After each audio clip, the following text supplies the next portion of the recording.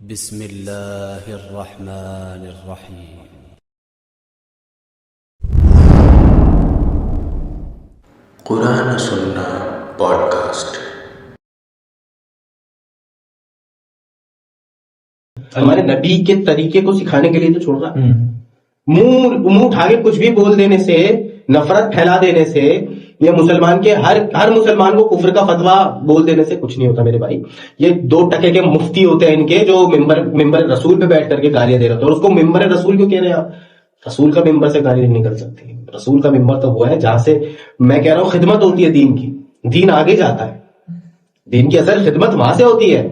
یہ ان کو یہ چندے کے لیے مسجد بناتے ہیں اور ممبر تیار کرتے ہیں، اس کے اوپر بیٹھ کے گالیاں بکتے ہیں، اور اپنے نوجوان اور اپنے جو ہے لوگوں کو سکھاتے ہیں کہ باقی سب کو ان کو بائیکاٹ کرو، ان کو گالیاں دو، دوسروں کو گھسنے مت دو مسجد کے اندر۔ الگ بالکل انہوں نے اپنی قوم ہی الگ بنا لی، مذہب اپنا انہوں نے الگ بنا لیا، دھرم الگ بنا لیا، اور ان کے دھرم کے مطابق اب الگ الگ کلر بھی ان کے الگ ہے، ہرا کلر چل گیا۔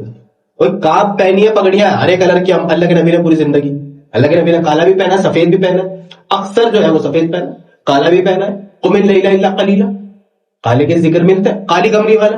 او میں نبی، تم نے کلر کے اوپر اپنا مذہب الگ کر لیا کہ نہیں ہرا ہی ہم ہمیشہ ہرے میں رہیں گے، اور جو کالا پہنا اسے کفر کا فتویٰ، اسے کفر کا یہ شیعہ ہے۔ شیعہ ہے۔ کپڑے سے اب فرقے کا تعلق کپڑے سے بھی ہو چکا ہے۔ سفید پہن رکھے ہیں اس نے پورے، تو یہ دیوبندی ہے۔ سفید پہ لال رومال ڈال رکھا ہے تو یہ وہابی ہے، اہل حدیث ہے۔ سفید ہری پگڑی ڈال رکھی ہے، یہ ہرے کپڑے پہن رکھے ہیں ایسے چٹکدار کپڑے، تو یہ بریلوی، یہ اہل سنت سے ہے۔ اور اگر کسی شخص نے کالا کپڑا پہن رکھا ہے یہ شیعہ ہے، رافضی ہے۔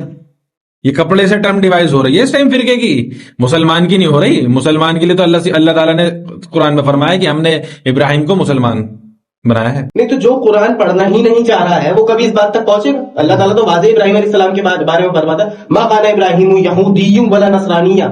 ہم ابراہیم، ہمارے جو ابراہیم ہے پیغمبر، نہ تو یہودی ہے نہ نصرانی ہے، ولکن کان حنیفا مسلما، وہ تو مسلم ہے سب سے ٹوٹ کر کے، ایک اللہ کے ہے، اللہ کو ماننے والا وہ تو مسلمان ہے۔ اور محمد الرسول اللہ، نہ تو وہ شیعہ ہے، نہ دیوبندی ہے، نہ بریلوی ہے، نہ اہل حدیث ہے، وہ تو سب سے ٹوٹ کر کے ایک اللہ کا پیغام لے کر کے آئے تھے، اور انہوں نے صحابہ کو مسلمان بنایا، اپنی جماعت کو انہوں نے مسلمان بنایا، وہ خود مسلمان تھے۔ لیکن جو ہمارا یہ جو طبقہ ہے، یہ کبھی اس کا قرآن و حدیث سے مطلب نہیں ہوتا، مطلوب ہی نہیں ہے ان کو قرآن حدیث۔ ساری بات یہ ہے، میں آپ کو بتاؤں، ہمارے مفتی صاحب نے یہ فرما دیا تھا، ویب سائٹ شریف پر یہ پڑھا تھا، مفتی صاحب شریف نے یہ فرمایا تھا۔ بس ان چیزوں سے سند چیک کریے گا اس کی، ان کی سند بھی میرے بھائی، سند چیک وہ کرے جو جس کو سند کے بارے میں معلوم ہو۔ بس یہ دفاع اہل سنت پہ پڑھیے، یہ دیکھو یہاں سے کاپی کرو، یہاں سے پیش کر کے بھیج دو، سامنے والے کا منہ بند۔ سامنے والا پوچھ لے سند چیک کری گا تو نے اس کی؟ نہیں پتا، نہیں سند کیا ہوتا ہے، نہیں پتا ہوتا۔ جو کفر کا فتویٰ دے رہا ہے دوسرے کو، اس کو کیا سند کے بارے میں معلوم ہوگا؟ نئی چیز چلی ہے کہ ابھی یہ جو ابھی پیچھے ہم نے عید میلاد پہ بات کری تھی، اس سال میں دیکھ رہا ہوں کہ اب لوگوں نے یہ نکالا ہے نیا کہ عید میلاد نہ منانے کی کوئی حدیث دو۔ اب تم صحابہ سے بڑھ کر بن چکے ہو کہ اب تمہیں عید میلاد نہ منانے کی حدیث دی جائے گی۔ اگر ایسا ہے تو کیا، اور اچھی چیز ہے تو کیا صحابہ تم سے پیچھے تھے؟ جو ان سے پیچھے تھے، بتائیے۔ ان کے مطابق عاشق رسول ہے مسجد، یہ مسجد میں نماز پڑھنے نہیں جاتے، لیکن یہ عاشق رسول ہے۔ صحابہ مسجد میں نماز پڑھنے جاتے تھے، وہ عاشق رسول نہیں تھے، ان کے بقول۔ ایک شخص ہے اسی عاشق رسول کہتا ہے اپنے آپ کو، ساری چیزیں کرتا ہے، بہت بحث کرتا ہے، نماز سے اس کو پوچھ لو تو کبھی کبھار پڑھ لیتا ہوں بھائی، داڑھی نہیں، داڑھی بھی نہیں ہے۔ اب ایسے شخص سے بھی میں دل تو کرتا ہے کہ میں بولوں تم نے نماز پڑھی آج کی، لیکن بولنا پھر یہ غلط ہے کہ کہیں اللہ نہ کرے کہ بھائی میں اپنے تاؤ میں آگے کہہ دوں، یہ گھمنڈی ہو جائے بات۔ بھائی اللہ سے توبہ ہے بھائی، نہ اللہ گھمنڈ دے، نا ایسی کوئی بات منہ سے نکالے جس سے بعد میں ندامت ہو، ایسی بات نہ نکالے اللہ منہ سے، اس لیے بہت سنبھل کے چلتے ہیں۔ لیکن سامنے والے کو اس کی وہی نہیں ہے، اس کے پاس تعلیم کس کی ہے؟ اس کے پاس محمد الرسول اللہ کی تعلیم نہیں ہے، اس کے پاس ایک بزرگ کی تعلیم ہے۔ کفر کا فتویٰ دو سامنے والے کو بس، اور اپنا مذہب الگ بنا لو، کپڑے پہنو ہرے ہرے، اپنی مسجد میں کسی کو گھسنے مت دو، ہمارا اس کو گالی دو، بگا دو۔ کہ یہ جو وقت ہے یہ سب کرنے کا بچا ہے۔ اگر اب بھی نہیں سنبھلے تو خدا کی قسم انہیں بھی کوئی نہیں بچا پائے گا۔ ان کی اوقات یہ ہے کہ کچھے والوں سے پٹ رہے ہیں، کچھے والوں سے، جو آلو سبزی کھا کر کے زندگی گزارتا ہے نا، اس سے پٹ رہے ہیں۔ ٹرین میں گوشت لے جانے کے لیے بھاری پڑتا ہے ان کو، نماز نہیں پڑھ سکتے کہیں پہ اوپنلی، نماز پڑھتے تو موب لنچنگ ہو جاتی ہے ان کی۔ تب ان کا یہ حال ہے کہ مسجدوں کے اندر ایک دوسرے کو مار رہے ہیں، لٹ چلا رہے ہیں ایک دوسرے کے اوپر۔ ان حالات میں بھی لہذا سوچنے والی بات ہے کہ محمد الرسول اللہ کی سیرت کیا تمہارے گھروں کے اندر ہے؟ اگر نہیں تو تم کس بات کی دین کی بات کر رہے ہو؟ کون سے اسلام کی بات کر رہے ہو بھائی؟ کس بات پہ اسلام؟ باہر آپ نکلتے ہو آپ کا اخلاق اتنے اچھے ہو جاتے ہیں کہ پوچھو مت. گھر آتے ہو کتے جیسا سلوک کرتے ہو گھر والوں کے ساتھ. جہاں آپ کو کوئی قرآن حدیث کی بات پیش کر کے بتائے کہ آپ غلط کر رہے ہو تو آپ گالی دیتے ہو, کفر کا فتویٰ دیتے ہو اس کو, وہابی بول دیتے ہو اس کو. وہاب تو اللہ کا نام ہے, وہاب تو اللہ ہے, عبد الوہاب, وہاب کا بندہ. یہ تو کوئی چیزیں میچ نہیں ہوتی میرے پاس. پکی قبر کی ضد پر آ کر کے تم نے اس کو وہابی بول دینا, یہ تو کوئی. اور وہ اس پہ دلیل دیتے ہیں کہ دیکھو عثمانیہ خلافت میں جنت البقیع پہ وہ بنے ہوئے تھے, پکی قبریں بنی ہوئی تھیں, تو پھر یہ تو حدیث جھوٹی ہے. بالکل کہ قبر پہ پکی, وہ قبر کو پکا مت کرو, قبر پہ عمارت نہ بناؤ, قبر پہ مقبر بن کے نہ بیٹھو, تو یہ حدیث تو جھوٹی ہے. عثمانیہ خلافت کے اندر بدعتیں جاری نہیں ہوئی ہیں کیا؟ بہت ہوئی ہیں. یا تو یہ حدیث جھوٹی ہے یا عثمانیہ خلافت سچی ہے, یا حدیث سچی ہے. عثمانیہ خلافت میں جو کام ہوئے غلط, وہ غلط ہے. عثمانی خلافت میں جو کام ہوئے بالکل غلط ہے. صوفیزم تھا, وہ صوفی تھے, اور اس کو دلیل بناتے ہیں کہ تم سے پہلے آنے والے کے غلط تھے. ہم کہتے ہیں ان سے پہلے آنے والے جو جن کی قبر مدینہ میں ہے, صلی اللہ تعالی علیہ وسلم, محمد صلی اللہ علیہ وسلم, وہ تھے بس. باقی اس کے آگے میں کہہ دوں, اگر اس کے آگے میں کہہ دوں کہ رسول اللہ سے پہلے والے کے گمراہ نہیں تھے. بالکل تھے. آج اگر کوئی شخص قرآن اور حدیث کا علم لے کے یہ بات کر رہا ہے تو کیا وہ گمراہ ہے یا حق پہ ہے؟ لیکن کیا کہا جائے گا اگر آپ حق پہ آ گئے ہو تو کہ تو گمراہ ہے, تو کفر کے آگے. اور جس فیملی میں پیدا ہوا ہے نا اس فیملی میں ہی ہے. یہ نہیں کہ انہوں نے بھی ہجرت کری ہو, قرآن پڑھا اور سمجھاؤ کہ نہیں یار میری فیملی والے, میرے باپ دادا جو اب تک کرتے آتے وہ غلط تھا, 1400 سال میں ہم نے بہت کچھ بدعت جاری کر لی ہے اور ہمارا دھرم الگ ہو گیا ہے, ہم نے تو ایک دھرم بنا لیا اس کو. ایک شخص نے مجھے حدیث بھیجی کہ مسلمان کے لیے حدیث کا الگ مطلب ہوتا ہے اور نان مسلم کے لیے الگ ہوتا ہے. اور اس نے بھیجا کہ دیکھو کہ اللہ کے رسول نے نان مسلمز کی قبر توڑوا دی تھی اور جو مسلمان کی تھی انہیں چھڑوا دیا تھا. ہے ہی نہیں نا. اگر ایسی ہے بھی تو موضوع ہے, سند ہی نہیں ہے اس کی تو. لیکن اسے دلیل بنانا, اسے دلیل بنائی جائے گی. آپ سے ایسی بات کری جائے, آپ کیا کہو گے بھائی اس کی تو سندی ثابت نہیں ہے, موضوع حدیث ہے, یہ تو مل ہی نہیں رہے. جس کے پاس اپنی بات ثابت کرنے کے لیے کچھ بھی نہیں ہے تو وہ موضوع اور من گڑن جھوٹی تو لے کر کے آئے گا نا, جھوٹی لے کر کے آئے گا. لہذا آج کے دور میں, ٹھیک ہے, آج کے دور میں, اچھا آپ دیکھیں پوری دنیا کے اندر اتنی بری حالت ہے, انہیں بھی دکھائی دے رہی ہے کہ ہماری اتنی بری حالت ہے. ٹھیک ہے, ہاں یہ ابھی 12 ربیع الاول کو ڈی جے لے کر کے ہماری نبی کی جو ہے گستاخی کرنے کے لیے نکلیں گے. ہاں گستاخی ہے یہ گستاخی ہے. اللہ کے رسول نے فرمایا میرے اور میرے صحابہ کے طریقے پر چلنے والا حق پر, جو ان سے ہٹا وہ گمراہ ہو گیا. اب اگر کوئی ان کے راستے سے ہٹتا ہے وہ کہتا ہے ہم ڈی جے بجائیں گے, گھوڑے نکالیں گے, ریلی نکالیں گے, اور وہ کہتا ہے سوائے ابلیس کے سب یہ کریں, باقی سب ابلیس ہے. اس نے نہ صرف صحابہ کی گستاخی کری ہے, اس نے محمد الرسول اللہ کی گستاخی کری ہے. اور یہ وجہ ہے ہمارے اوپر کہ بر صغیر کے مسلمان مسجدوں کے اندر آپس میں دستوں گریباں ہیں, آپس میں, اور سامنے والے سے تو اتنا پٹ رہے ہیں کہ میں کیا ہی بتاؤں آپ کو. روزانہ کے کیسز لائٹ لگانا بھی تو بدعت ہے. لائٹ تو اللہ کے رسول کے زمانے میں تھی نہیں. بائک چلانا بھی تو بدعت ہے, ایروپلین چلانا بھی تو بدعت ہے. یہ جاہلانہ سوال جواب یہ ہے, جاہلانہ سوال کا جواب سوال نہیں ہوتا, سوال کا جواب ہوتا ہے.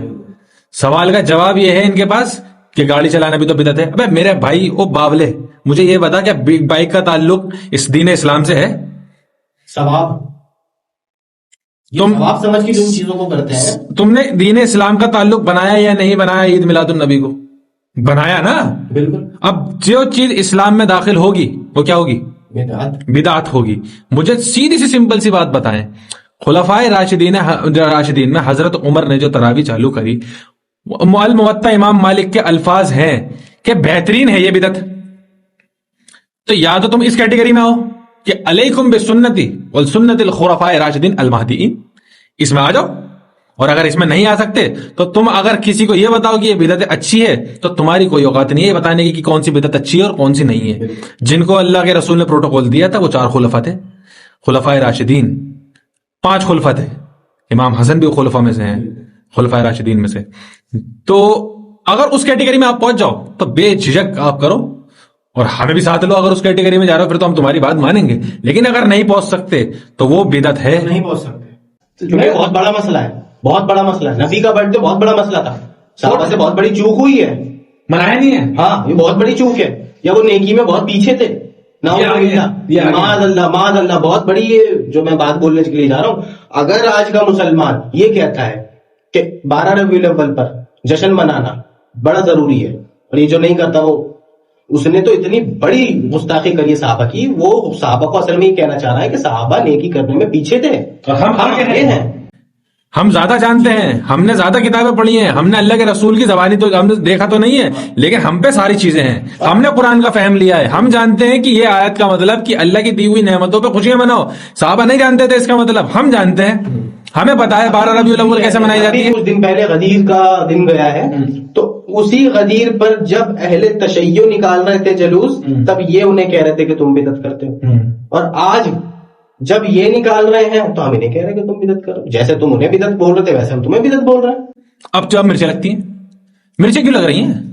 کمنٹ جا کے دیکھو، کہتے ہیں مرچیں کیوں لگ رہی ہیں سوائے ابلیس کے تو جہاں میں خوشیاں منا رہے ہیں، اور ان جاہلوں کو مرچیں لگ رہی ہیں. اب تم نے قرآن کا، سنت کا، سیرت کا، صحابہ کا، سب کی تو دھجیاں اڑا رکھی ہیں. تم نے گستاخیاں کر کر کے تم باز نہیں آتے. تم سارے اپنے مطلب کی چیزیں کر رہے ہو. دین الگ کر رکھا ہے، مطلب کی چیزیں الگ کر رکھی ہیں، اور دونوں کمبائن کر کے تم نے اپنا پرسنل دین بنایا ہے.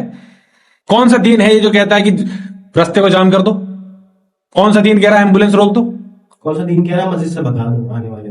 کون سا دین کہہ رہا ہے مسجد میں بیلٹیں چلاؤ؟ کون سا دین کہہ رہا ہے ڈنڈے چلاؤ؟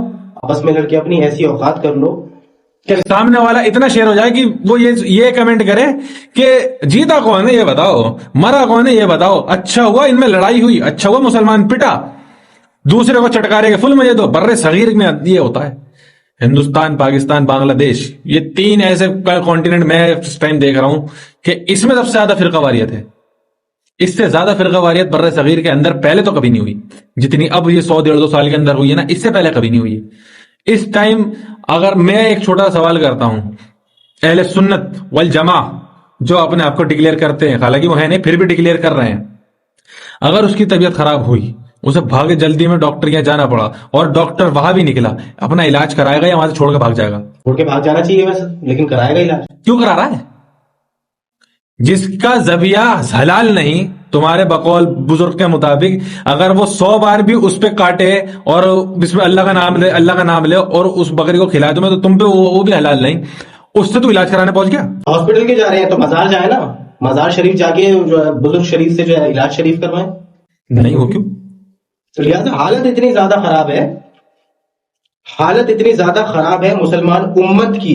اگر اب بھی مسلمان امت یہ نہیں سمجھ رہی ہے کہ آپس میں ایک دوسرے کو کفر کے فتوے دینے سے کچھ حاصل نہیں ہوگا، اپنے اختلافات اپنے پاس رکھو، جو آپ کے پاس دلیل ہے قرآن اور حدیث سے آپ قرآن کا فہم حاصل کریں، قرآن کی تعلیم حاصل کریں، رسول اللہ محمد صلی اللہ علیہ وسلم کی بتائی ہوئی تعلیم کے مطابق آپ زندگی گزاریں، بس.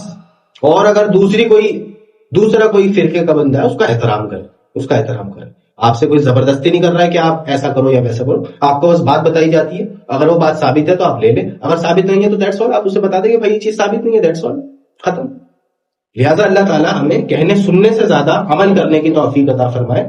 سبحان ربک رب العزت عما یصفون وسلام علی المرسلین والحمد للہ رب العالمین.